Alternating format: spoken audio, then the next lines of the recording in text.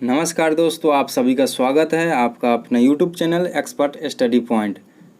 तो आज आपके लिए फिर से महत्वपूर्ण 20 प्रश्न लेके आए हैं, जिसमें आपको जनरल नॉलेज और जनरल साइंस देखने को मिलेगा, जो कि आगामी एनटीपीसी और ग्रुप डी के लिए काफ़ी महत्वपूर्ण होगा।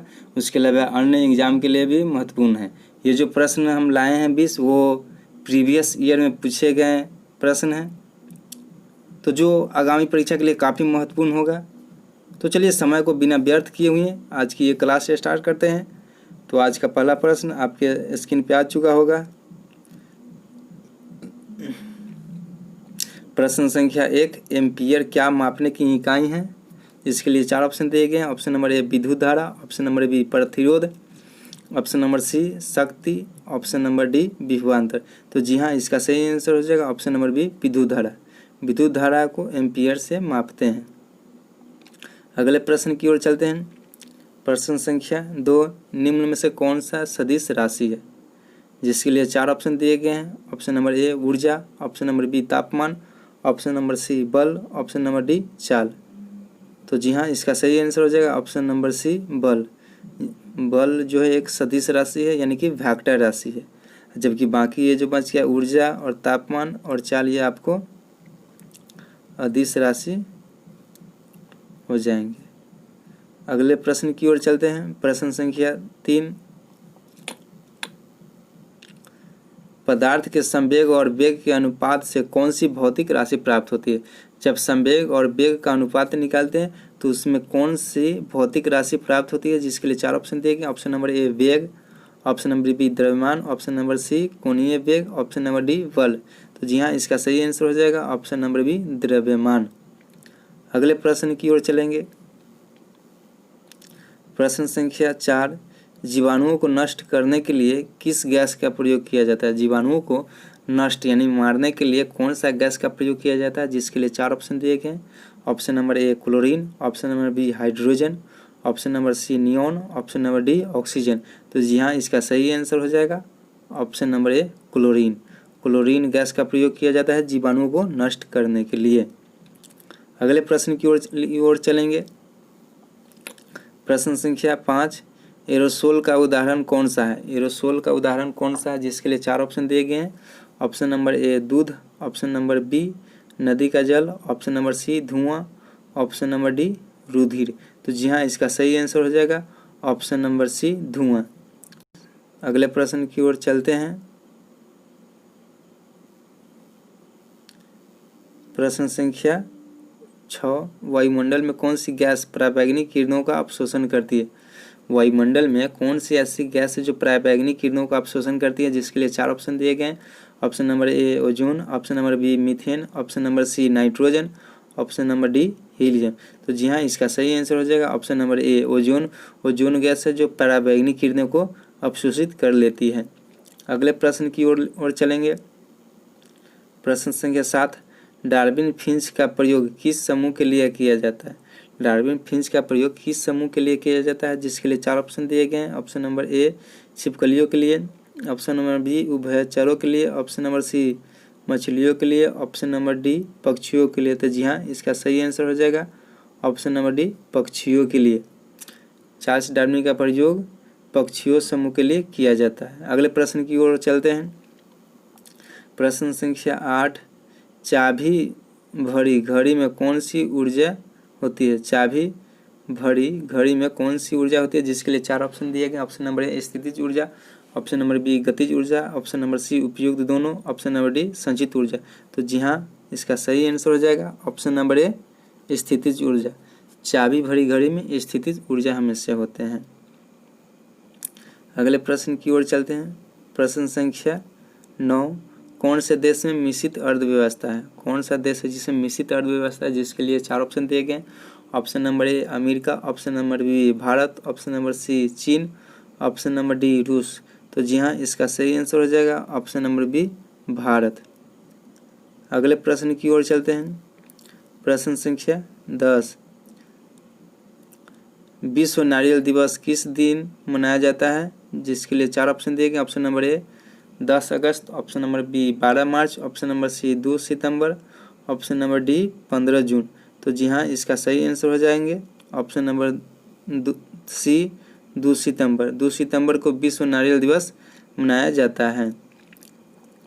अगले प्रश्न की ओर चलते हैं। प्रश्न संख्या 11। निम्नलिखित में से किसे मराठा मैकियावेली कहा जाता है? जिसके लिए 4 ऑप्शन दिए गए। Option number A Nana Phadnavis, option number B Balaji Vishwanath, option number C Bajirao Mastani, option number D Sambhaji. तो जी हाँ, इसका सही आंसर हो जाएगा option number A Nana Fadnavis. Nana Phadnavis को मराठा मैकियावेली के नाम से भी जाना जाता है। चलिए अगले प्रश्न की ओर चलते हैं। प्रश्न संख्या 20। भारत में पहली यूरोपीय बस्ती किस स्थान पर स्थापित किए गए थे? भारत में पहली यूरोपीय बस्ती किस स्थान पर स्थापित किए गए थे? जिसके लिए 4 ऑप्शन दिए गए। Option number A Kochi, option number B Chinsurah, option number C Surat, option number D Chennai. तो जी हाँ, इसका सही आंसर हो जाएगा ऑप्शन नंबर ए चेन्नई में स्थापित किए गए थे। अगले प्रश्न की ओर चलेंगे, जो कि प्रश्न संख्या 13 है। गजी मलिक निम्न राजवंशों में से किसके संस्थापक और प्रथम शासक थे? जिसके लिए 4 ऑप्शन दिए गए। ऑप्शन नंबर ए खिलजी वंश, ऑप्शन नंबर बी ममलुक वंश, ऑप्शन नंबर सी तुगलक वंश, ऑप्शन नंबर डी गुलाम वंश। तो जी हाँ, इसका सही आंसर हो जाएगा ऑप्शन नंबर सी तुगलक वंश। अगले प्रश्न की ओर चलेंगे। प्रश्न संख्या 14। भारत में त्रिस्तरीय पंचायती प्रणाली कितनी जनसंख्या से ऊपर वाले राज्यों में होता है? इसके लिए 4 ऑप्शन दिए गए। Option number A 15 lakh, option number B 25 lakh, option number C 20 lakh, option number D 30 lakh. तो जी हाँ, इसका सही आंसर हो जाएगा ऑप्शन नंबर सी 20 लाख। त्रिस्तरीय पंचायती प्रणाली जो दिए थे वो बलवंत राय मेहता समिति द्वारा दिए गए थे। अगले प्रश्न की ओर चलते हैं। प्रश्न संख्या 15। प्रोटीन का पाचन कहाँ से शुरू होता है? जिसके लिए 4 ऑप्शन दिए गए। ऑप्शन नंबर ए पेट, ऑप्शन नंबर बी छोटी आंत, ऑप्शन नंबर सी बड़ी आंत, ऑप्शन नंबर डी मुख। तो जी हाँ, इसका सही आंसर हो जाएगा ऑप्शन नंबर ए पेट। पेट से ही प्रोटीन का पाचन स्टार्ट हो जाता है, यानी कि पेट में। तो अगर अभी तक मेरे चैनल को सब्सक्राइब नहीं किया तो मेरे चैनल को सब्सक्राइब कर दीजिए, बेल आइकन को दबा दीजिए, ताकि जब भी नया भी वीडियो डालूँ तो आप तक पहुँच पाए। तो चलिए अगले प्रश्न की ओर चलते हैं। प्रश्न संख्या 16। किन खेलों में खिलाड़ियों की संख्या 7 होती है एक पक्ष में? यानी किन खेलों में खिलाड़ियों की संख्या 7 होती है? जिसके लिए 4 ऑप्शन दिए गए। Option number A hockey, option number B polo, option number C volleyball, option number D water polo. तो जी हाँ, इसका सही आंसर हो जाएगा option number D water polo. Water polo में खिलाड़ियों की संख्या 7 होती है, जबकि सीधे पोलो पूछे तो इसका 4 खिलाड़ी रहते हैं, और वॉलीबॉल में आपको 6 हो जाएंगे, और यहाँ पे हॉकी में 11 खिलाड़ी रहते हैं। फिर से देखते हैं, हॉकी में 11 खिलाड़ी रहते हैं, पोलो में 4 खिलाड़ी रहते हैं, वॉलीबॉल में 6 खिलाड़ी रहते हैं, और वाटर पोलो में 7 खिलाड़ी रहते हैं। तो चलिए अगले प्रश्न की ओर चलेंगे। प्रश्न संख्या 17। धन विधेयक संविधान के किस अनुच्छेद में है? धन विधेयक संविधान के किस अनुच्छेद में वर्णित है? जिसके लिए 4 ऑप्शन दिए गए। ऑप्शन नंबर ए अनुच्छेद 110, ऑप्शन नंबर बी अनुच्छेद 108, ऑप्शन नंबर सी अनुच्छेद 115, ऑप्शन नंबर डी अनुच्छेद 123। तो जी हाँ, इसका सही आंसर हो जाएगा ऑप्शन नंबर ए अनुच्छेद 110। अनुच्छेद 110 में धन विधेयक को रखा गया है। अगले प्रश्न की ओर चलते हैं। प्रश्न संख्या 18। बीटी कल्चर में किसका अध्ययन किया जाता है? जिसके लिए 4 ऑप्शन दिए गए हैं। ऑप्शन नंबर ए मछली उत्पादन, ऑप्शन नंबर बी अंगूर उत्पादन, ऑप्शन नंबर सी मधुमक्खी पालन, ऑप्शन नंबर डी पक्षियों का। तो जी हाँ, इसका सही आंसर हो जाएगा ऑप्शन नंबर बी अंगूर। अंगूर उत्पादन में बीटी कल्चर होता है, जबकि मछली का आपको पीसी कल्चर हो जाएगा, और सी में जो मधुमक्खी का एपी कल्चर हो जाएगा, और डी का और निथोलॉजी यानी पक्षियों का और निथोलॉजी हो जाएगा। तो चलिए अगले प्रश्न की ओर चलते हैं। प्रश्न संख्या 19।